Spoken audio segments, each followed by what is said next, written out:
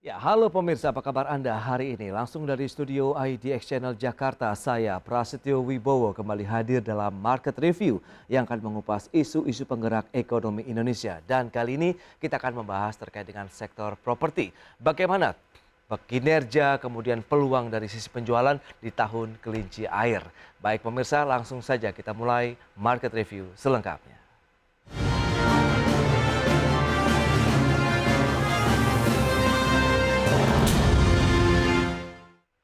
Ya, memasuki tahun 2023, industri properti masih terus berjuang untuk mempertahankan kinerja produksi dan penjualan properti di tanah air. Meski demikian, real estate Indonesia masih menatap optimis seiring dengan membaiknya laju perekonomian dan terjaganya tingkat inflasi nasional. Industri properti masih akan melanjutkan perjuangan untuk menjaga kinerja produksi dan penjualan properti baik komersil maupun bersubsidi di tahun 2023 atau tahun kelinci air ini. Hal ini mengingat kontribusi sektor properti sebesar 13,6% terhadap PDB nasional dan menyerap tenaga kerja hingga 8,5 juta pekerja atau 6,95% dari total tenaga kerja nasional di tahun 2020. Sektor properti juga memiliki multiplier effect dan rantai pasok terhadap 175 industri lain yang memiliki kandungan lokal sangat tinggi. Data Real Estate Indonesia mencatat total jumlah rumah komersil yang telah terjual sejak tahun 2020 hingga tahun 2022 sebanyak 104.333 unit dan menyisakan 84.990 unit yang belum terjual. Adapun dari sisi wilayah, Provinsi Jawa Barat tercatat sebagai provinsi dengan jumlah penjualan properti terbanyak di tahun 2021, menyusul Jawa Timur, Banten, DKI Jakarta, dan Jawa Tengah. Sementara itu, total rumah subsidi yang telah terjual oleh REI di tahun 2020 hingga 2022 sebanyak 422.132 unit dan 247.397 unit belum terjual dengan berkontribusi terhadap 47,5% penjualan rumah subsidi dari seluruh asosiasi. Kemudian Provinsi Jawa Barat kembali menduduki posisi pertama sebagai wilayah penjualan properti terbanyak di tahun 2021. Selanjutnya Provinsi Sumatera Selatan, Jawa Timur, Sumatera Utara, dan Sulawesi Selatan. Real Estate Indonesia juga mencatat sejumlah tantangan yang akan dihadapi pengembang properti di dalam negeri, diantaranya adalah terhambatnya berbagai layanan publik dalam proses perizinan pada industri properti sejak diberlakukannya Undang-Undang Cipta Kerja tahun 2020 dan peraturan turunannya terkait NIB, PBG, KKPR, dan persetujuan lingkungan. Kemudian terhambatnya layanan persetujuan bangunan gedung atau PBG di daerah, adanya ketentuan lahan sawah dilindungi atau LSD yang bertentangan dengan ketentuan rencana tata ruang, sebelum adanya kepastian kenaikan harga jual bagi rumah subsidi untuk MBR, serta suku bunga kredit yang masih tinggi baik bagi pelaku usaha maupun konsumen untuk KPR. Jakarta, Tim Liputan, IDX Channel.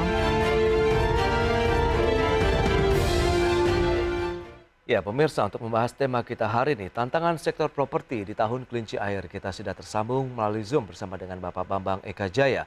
Beliau adalah Wakil Ketua Umum DPP Real Estate Indonesia. Selamat pagi, Pak Bambang. Selamat pagi, Bu Pras, Ya, pemirsa IDX semua.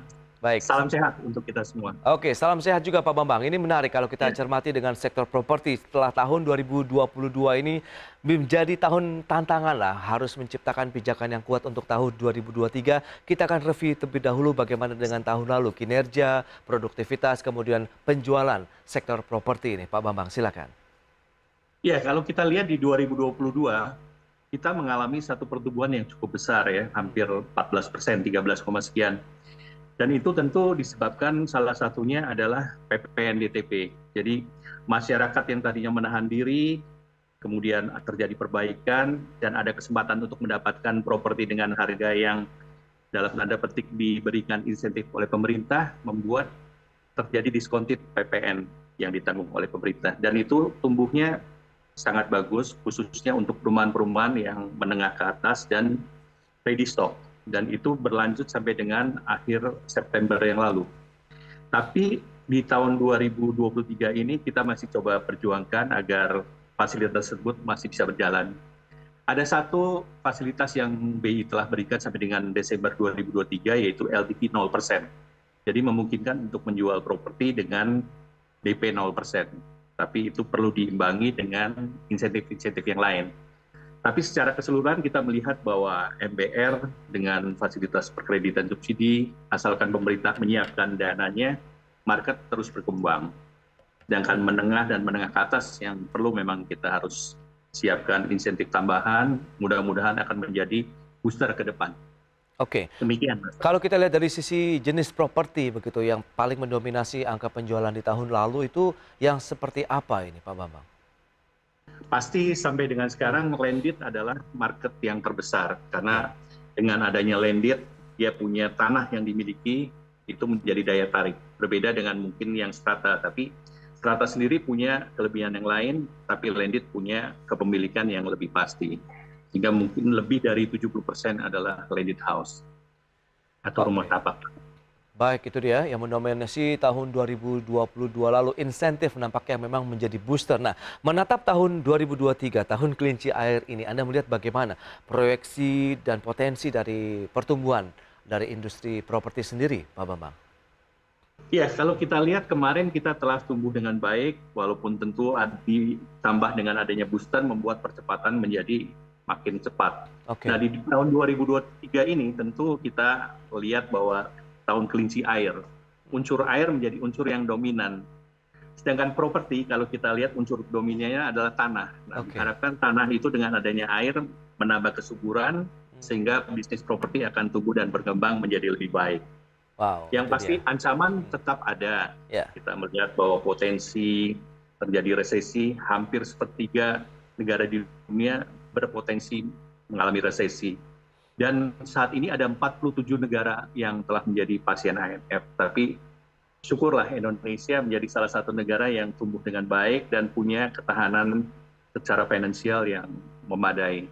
Dan diharapkan ini menjadi satu modal supaya pertumbuhan perekonomian menjadi tumbuh baik, apalagi dengan PPN DTP nanti bisa diberikan lagi misalnya. Dan adanya pencabutan pembatasan COVID ya. Jadi dengan adanya pembatasan COVID dicabut, ekonomi makin bergerak. Kita tiap hari lihat di mana-mana macet, artinya ekonomi sudah mengarah ke arah normal. Baik. Tadi kalau kita cermati memang garis bawahnya kaitannya dengan insentif begitu. Nah, beberapa waktu lalu juga kita juga pernah bersama begitu dalam diskusi begitu Pak Bambang, kenaikan harga bahan baku ataupun bahan bangunan ini juga menjadi salah satu hal yang krusial mempengaruhi pergerakan dari harga produk properti sendiri. Dan bagaimana Anda melihatnya di tahun 2023 ini? Ya, memang dengan adanya kenaikan BBM di September yang lalu yang membuat kenaikan bahan bangunan itu cukup signifikan, hampir rata-ratanya mencapai 30% lebih. Otomatis secara keseluruhan sebenarnya kita berharap ada satu kenaikan sekitar 10% lah minimal gitu. Dan untuk MBR dengan adanya fasilitas FLPP yang masih harganya sama, memang mereka punya potensi untuk mendapatkan harga rumah dengan harga yang saat ini masih belum naik. Tapi ke depan kita memang berharap ada sedikit perubahan, penyesuaian lah kita bilang ya, bukan kenaikan tapi penyesuaian karena adanya kondisi yang seperti saat ini. Dan kami mengusulkan kurang lebih sekitar 7% dan diharapkan ke depan kenaikan ini tidak akan menghalangi masyarakat untuk bisa membeli properti. Karena kan juga income secara tahunan pasti akan ada kenaikan juga. Jadi 7% saya rasa satu angka yang cukup moderat ya, agar properti bisa tumbuh dan berkembang, masyarakat tetap bisa membeli dengan harga yang masih kompetitif. Menarik kalau kita cermati di satu sisi memang ada penyesuaian harga, baik yang diharapkan adalah rumah bersubsidi, kemudian yang menengah sampai dengan rumah mewah. Dan ini kaitannya juga dengan backlog perumahan yang 12,5 juta unit ini. Dan bagaimana teman-teman pengembang, REI dan juga mungkin asosiasi lainnya dalam mengejar bahwa backlog ini juga bisa semakin kecil begitu Pak Bambang? Memang satu hal yang tidak kita bisa hindari adalah pertumbuhan penduduk diimbangi dengan suplai perumahan khususnya subsidi belum seimbang sehingga setiap tahun backlog itu menjadi naik. Kita tentu berharap kalau untuk MBR peran serta pemerintah lah yang paling besar karena perumahan ini sebenarnya adalah kewajiban pemerintah untuk warga negaranya. Sedangkan yang kita harus perjuangkan dengan segala trik dan kreativitas tentu adalah perumahan non subsidi, dan perumahan non subsidi saat ini ya kita perlulah bantuan-bantuan dari pemerintah dengan insentif yang saat ini masih belum turun lagi nih, Mas. Nah, itu dia. Baik. Nah, kalau kita bicara mengenai insentif nih, PPNDTP itu apakah memang berpeluang dilanjutkan di tahun 2023 ini? Mengingat kan kemarin itu karena kita tahu ada pandemi, sementara pandemi mulai meredat, kemudian PPKM yang sudah dicabut begitu Pak Bambang. Anda melihat potensinya tetap terbuka atau bagaimana? Karena itu yang terbukti memang menjadi booster di tahun 2022 lalu untuk properti. Betul, kita melihat bahwa kemarin dengan insentif yang cukup masif, respon masyarakat juga bergerak dengan membeli properti secara masif juga gitu. Jadi kita melihat bahwa ini ada korelasi yang positif. Memang sampai hari ini kami belum mendapatkan satu green light, tapi kita harapkan dan kita perjuangkan terus agar ke depan bukan hanya insentif untuk PPNDTP, tapi mungkin juga ada banyak faktor-faktor lain lah, seperti misalnya juga masalah BPHTB yang saat ini masih 5%, diharapkan itu bisa turun sehingga secara tidak langsung juga mendiskontit harga properti, juga dengan PBB yang makin hari makin tinggi, lebih tinggi daripada real market misalnya, itu bisa disesuaikan. Dan banyak insentif-insentif ataupun mungkin juga kreativitas yang harus kami lakukan sehingga properti tetap eksis. Nah, itu dia. Strateginya seperti apa begitu yang tengah disiapkan oleh pengembang properti nih, baik yang untuk mewah, kemudian menengah, dan juga MBR. Apakah yang menengah atas ini tidak perlu banyak melakukan penyesuaian atau inovasi karena memang marketnya juga berbeda sendiri begitu Pak Bambang? Ya, memang sih kalau kita lihat di tahun 2022 yang lalu, market pembelian properti di atas 1 miliar ternyata tumbuh dengan cukup signifikan, lebih dari 50% minat mereka untuk membeli. Artinya sebenarnya daya beli itu ada. Hanya mereka mungkin perlu diyakinkan bahwa semuanya aman ya, karena 2023 ini juga kita tidak akan lepas dari tahun politik. Otomatis tahun ini kita berharap tahun kelinci air ini membawa kemakmuran, karena kan kelinci melambangkan kemakmuran, kedamaian. Kita harapkan juga Indonesia akan tumbuh berkembang dengan suasana yang damai, walaupun mungkin masih ada sedikit gejolak-gejolak, tapi diharapkan tidak membuat perubahan yang drastis lah dalam bisnis. Oke, tantangan berikutnya, kita tahu bahwa properti ini juga sangat rentan ya terkait dengan pergerakan suku bunga acuan Bank Indonesia yang hari ini juga sedang menggelar rapat Dewan Gubernurnya. Begitu hasilnya memang banyak pihak memprediksikan ada peluang naik sekitar 0,25% atau 25 basis point. Sejauh mana dampaknya terhadap sektor properti? Berikut ini kami sampaikan infografik terkait dengan hambatan apa saja yang berdampak terhadap penjualan properti. Ini data per kuartal 3 tahun 2022 lalu. Ada beberapa poin. Yang pertama ada kenaikan harga bahan bangunan ya. Ini sekitar 25%. Kemudian ada persoalan perizinan atau birokrasi 15%. Suku bunga KPR perbankan yang tinggi 11%. Kemudian proporsi uang muka yang tinggi dalam pengajuan KPR itu ada 12%. Dan perpajakan, BPHTB dan sebagainya ada poin sekitar 9% begitu ya. Persentase hambatan yang dialami dari sektor properti di tahun 2022. Berikutnya kinerja penjualan rumah komersil ini sampai dengan tahun 2022 terjual itu sudah sebanyak 104.333 unit dengan wilayah penjualan terbanyak di wilayah Jawa Timur, Jawa Barat, Banten, DKI Jakarta dan Jawa Tengah untuk yang komersil. Sementara untuk rumah bersubsidi kinerja penjualannya terjual sebanyak 422.132 unit dengan wilayah penjualan adalah Jawa Barat masih menempati posisi pertama untuk bersubsidi, kemudian Sumatera Selatan, Jawa Timur, Sumatera Utara, dan Sulawesi Selatan. Dan selanjutnya pergerakan suku bunga acuan Bank Indonesia. Kita lihat per Desember memang sudah mencapai 5,5% setelah cukup panjang ditahan oleh Bank Indonesia di level 35%, kemudian di Agustus mulai mengalami kenaikan sampai dengan Desember lalu 5,5%. Berikutnya inflasi yang juga memberikan dampak terhadap perekonomian, khususnya juga di sektor properti. Kita lihat pergerakannya sempat mencapai level tertinggi dari Desember 2021 sampai dengan November 2022 itu adalah pada September lalu 5,95%. Namun sampai dengan November cenderung turun, Oktober 5,71, kemudian November menjadi 5,42% untuk pergerakan secara tahunan inflasi nasional.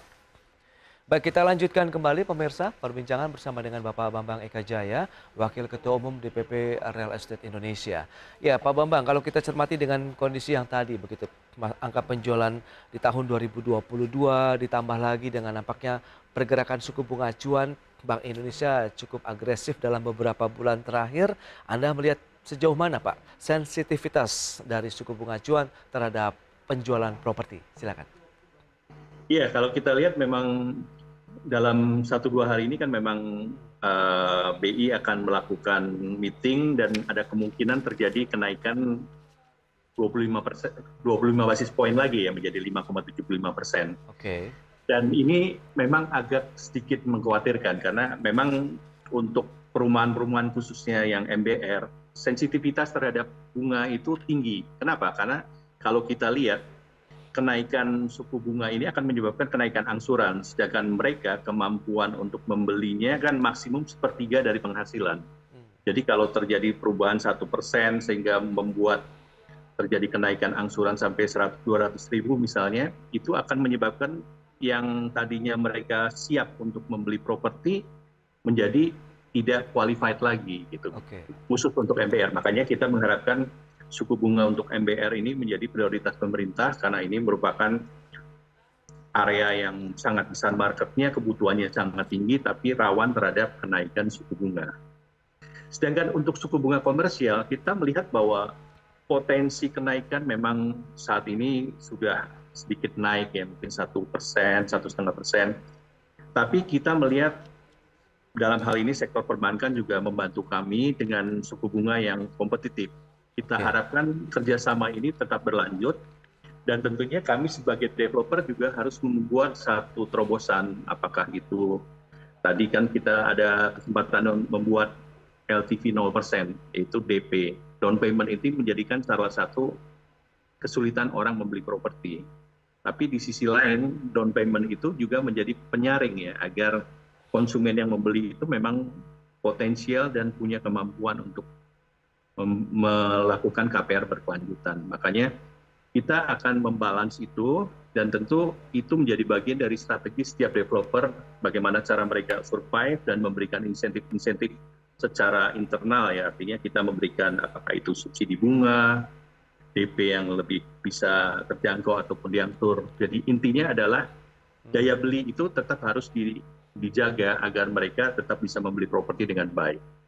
Oke, nah dengan kondisi seperti saat ini, apakah juga akan berdampak terhadap angka penjualan di tahun 2023, Pak Bambang, untuk MBR? Kemudian apakah juga berpengaruh terhadap rumah menengah atas ataupun masuk kategori mewah? Kita melihat bahwa untuk MBR selalu marketnya lebih besar daripada supply-nya.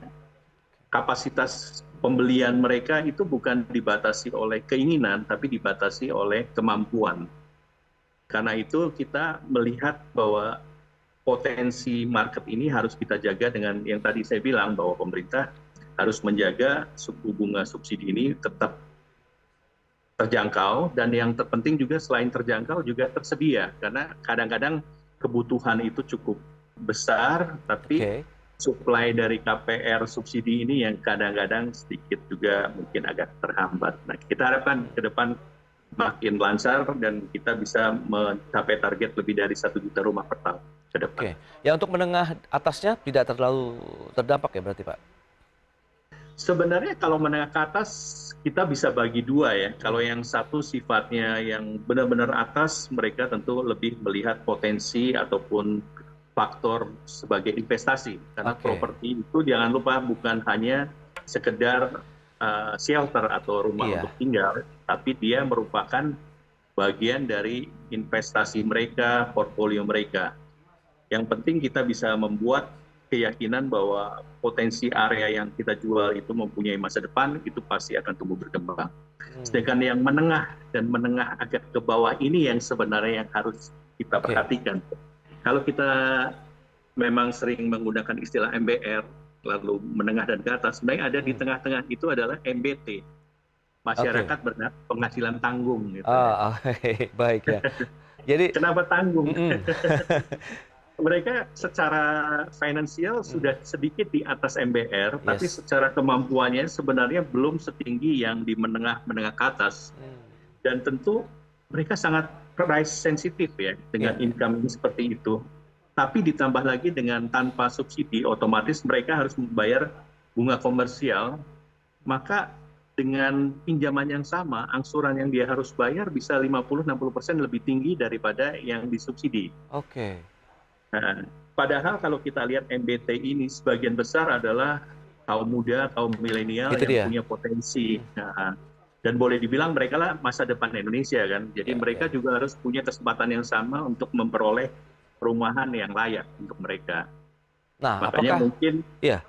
ya, apakah mungkin misalnya pemerintah juga memberikan insentif khusus untuk kaum MBT ini? Oke. Nah, itu dia. Apakah ini menjadi prioritas seperti yang Anda katakan begitu? Pemerintah insentif juga bisa bergeser begitu ke masyarakat berpenghasilan tanggung ini. Menarik sih kalau kita lihat istilah ini, Pak Bambang. Jadi karena akan menjadi suatu posisi yang serba salah. Mau beli rumah dengan kategori MBR tidak masuk kategori, membeli ke atas pun tidak sesuai dengan kemampuan finansial mereka. Dan ini bagaimana nih? Apa yang harus dilakukan sehingga kebutuhan perumahan mereka juga terpenuhi karena kan jumlahnya banyak kalau kita bicara mengenai generasi milenial, Gen Z begitu Pak Bambang. Betul. Tentu yang kita harapkan bukan menggeser ya. Kalau menggeser kan artinya mengurangi MBR untuk ke Oke. MBT. Wah, itu akan menjadi masalah yang lain gitu. Baik, Tapi baik. yang kita harapkan adalah ada insentif tambahan lah untuk mereka atau ada perhatian. Ya, Misalnya apakah untuk MBT itu mendapatkan subsidi bunga tapi tidak sebesar MBR misalnya. Oke. Apakah 50% atau berapa sehingga mereka itu tetap mampu membeli dengan sedikit bantuan tapi mereka juga tetap bisa berjuang untuk membayar KPR ataupun angsuran itu dengan baik. Nah, ini yang memang belum sampai ke satu perumusan yang pasti, tapi kami sendiri di developer sudah berusaha membidik MBT ini menjadi salah satu market di tahun ini ya. Kita dengan membuat rumah-rumah yang relatif kecil atau mungil sehingga harganya terjangkau. Oke. Kemudian yang kedua dengan usia mereka yang relatif muda, maka waktu KPR-nya juga bisa akan lebih panjang kan otomatis kan. Oh, Mereka iya, yang iya. kalau misalnya usianya udah 35 dan sebagainya, mereka maksimum kan hanya 20 tahun. Tapi kalau MBT ini yang umurnya baru 20-an, mereka bisa ditarik ke belakang menjadi angsuran sampai dengan 30 tahun misalnya. Lalu Oke. juga ada Baik. sistem yang kita kenal dengan namanya balloon payment. Balloon payment atau angsuran berjenjang ya. Jadi kita lihat orang-orang yang di level ini punya potensi untuk tumbuh dan berkembang income-nya. Tapi di awal saat ini mungkin mereka belum sampai ke titik yang memang mampu untuk membeli properti secara komersial. Oke, Nah, oke. mungkin apakah ada semacam untuk 3 tahun pertama misalnya ada subsidi lebih, kemudian 5 tahun dan sebagainya sehingga dia angsurannya akan makin tinggi sesuai dengan kenaikan pendapatan mereka. Oke. Ujungnya mereka tetap bisa mendapat properti dengan harga yang kompetitif saat ini. Baik, Pak Bambang. Kisaran di harga berapa sih properti yang akan diserbu oleh konsumen di tahun 2023 ini? Ya, Pak Bambang, kalau kita bicara mengenai rentang harga begitu di tahun 2023 yang sesuai dan ideal lah bagi para konsumen, baik yang MBR maupun MBT tadi itu di rentang berapa sih Pak idealnya? Iya, kalau kita bicara ideal pasti konsumen berharap tidak ada kenaikan ya. Tapi kami Oke. sebagai produsen tentu juga nggak bisa berbisnis tanpa ada profit. Iya. Tentu harus yang balance ya. Kita berharap untuk MBR kan kita sedang mengajukan dan di angka kurang lebih sekitar 7-8%. Kita harapkan itu segera bisa terwujud. Sedangkan kalau MBT saya rasa yang paling utama adalah ya itu tadi, kita bisa memberikan mereka kemudahan dan kita juga harus melakukan kreativitas agar market ini tetap bisa tumbuh. Oke. Nah, sebenarnya yang market yang sebenarnya sempat mati dan kondisinya juga relatif masih agak belum tumbuh adalah untuk market yang di atas 5 miliar atau kita bilang high end property ya. Oke. Nah, saat ini sebenarnya pemerintah juga telah memberikan bukan insentif tapi aturan ya untuk pembelian properti asing, di mana untuk Jakarta dan sekitarnya untuk rumah-rumah di atas 5M bisa dimiliki oleh asing, lalu di daerah tentu sekitar Jawa Barat dan sekitarnya ada yang sekitar 3M dan yang terendah adalah minimal 1M untuk sekeliling Indonesia. Dan untuk apartemen pun di atas 3M. Otomatis kalau kita melihat bahwa market atas ini juga bisa kita grab. Salah satunya pemerintah juga selain memberikan insentif aturan juga memberikan kemudahan di kependudukan ataupun visa, yaitu mereka bisa mendapatkan second home visa, di mana properti asing yang dimiliki itu mereka bisa stay di Indonesia sampai dengan 10 tahun dengan segala aturan yang nanti dibentuk. Saya rasa aturan itu sudah ada, tinggal masalah aplikasinya nanti. Oke, tapi marketnya sendiri bagaimana potensinya untuk itu masuknya mewah begitu ya kalau kita lihat di atas 1,5 miliar tadi, dan kepemilikan untuk asing sejauh ini payung hukumnya apakah sudah cukup jelas dan pengembang tahu atau bagaimana? Ya, memang salah satu kendala dari kepemilikan asing adalah aturan teknisnya. Kadang-kadang kita ketemu notaris, mereka pun belum siap untuk melakukan transaksi dengan asing ya. Oke. Kadang-kadang mereka masih dalam tanda petik punya persepsi bahwa untuk membeli properti harus punya NPWP misalnya. Dengan NPWP itu kan tidak mungkin dimiliki oleh orang asing gitu. Iya, iya. Kemudian yang kedua misalnya mereka juga harus punya misalnya rekening di Indonesia. Sedangkan perbankan Indonesia aturan untuk asing yang baru muncul dari luar negeri datang ke Indonesia secara langsung tentu ada kesulitan. Jadi banyak hal-hal teknis yang memang harus segera dibenahi, tapi kita melihat potensinya sangat besar. Jadi kalau Bung Pras bayangkan, misalnya setiap tahun aja kita bisa menjual 10.000 rumah aja. Nggak perlu banyak-banyak, 10.000 rumah ke properti yang dengan harga average-nya 5 miliar. Artinya ada 50 triliun dana fresh yang akan masuk ke Indonesia. Itu hanya 10.000. Baik, itu jadi dia potensi berarti. ini yang perlu kita garap. Iya, iya, berarti Cuman banyak memang ya. ada kekhawatiran kan, betul. Dan kekhawatiran yang ada di masyarakat itu adalah begitu asing masuk harga properti akan Naik. berantakan misalnya. Padahal aturannya itu kan Iya. memang untuk asing yang level atas, bukan untuk yang di sektor menengah ke bawah. Oke, berarti semua lini harusnya bisa digarap begitu untuk sektor properti ya, MBR, MBT, mewah dan juga asing begitu ya. Potensinya tahun 2023 ini harusnya menjadi momentum juga nih untuk bisa meningkatkan kinerja penjualan sektor properti begitu ya Pak Bambang. Baik, Pak Bambang, ini waktu terbatas. Terima kasih banyak loh atas waktu dan sharing yang Anda berikan ya, insight-insight yang menarik terkait dengan sektor properti dan tantangannya di tahun 2023 ini. Semoga sukses Pak untuk penjualan properti di tanah air, kemudian MBR-nya bisa mendapatkan rumah, MBT juga bisa mendapatkan rumah begitu. Terima kasih banyak atas waktu yang disempatkan dan salam sehat Pak Bambang. Terima kasih banyak Mas Pras, sukses terus semuanya.